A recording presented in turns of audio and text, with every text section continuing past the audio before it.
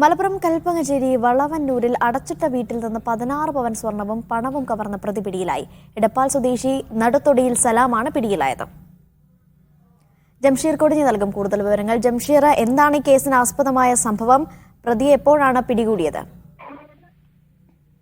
ഹനിഷ, ശനിയാഴ്ച, അതായത് ഇന്നലെ രാത്രിയോടുകൂടിയാണ് ഈ മോഷണം നടക്കുന്നത്. കൽപ്പകഞ്ചേരി വളവന്നൂർ വരമ്പനാലയിൽ തയ്യിൽപ്പടിയിൽ കുറുക്കോളി മുഹമ്മദ് ബഷീറിന്റെ വീട്ടിലായിരുന്നു ഈ കവർച്ച നടത്തിയത്. ഈ കവർച്ച നടത്തിയ എടപ്പാൾ സ്വദേശിയായ അബ്ദുൽ സലാം. ഈ അബ്ദുൽ സലാം ഈ വീടിന് സമീപമുള്ള വരമ്പനാലയിൽ കുറച്ച് അധികം നാളായി താമസിച്ചു വരികയാണ്. ഇയാളെ ഈ 24 മണിക്കൂറിനുള്ളിൽ തന്നെയാണ് പോലീസ് പിടികൂടിയത് എന്നുള്ളതാണ്.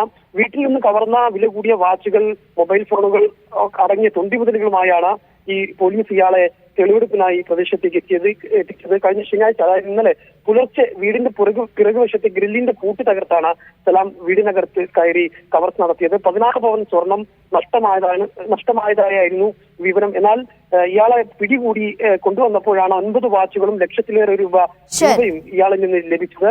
ഏതായാലും ഇയാൾ നേരത്തെയും സമാനമായ രീതിയിൽ മോഷണം നടത്തിയ പ്രതിയാണെന്നാണ് പോലീസ് പറയുന്നത്. ശരി, ജംഷീർ കൊടിഞ്ഞിയാണ് വിവരങ്ങൾ നൽകിയത്.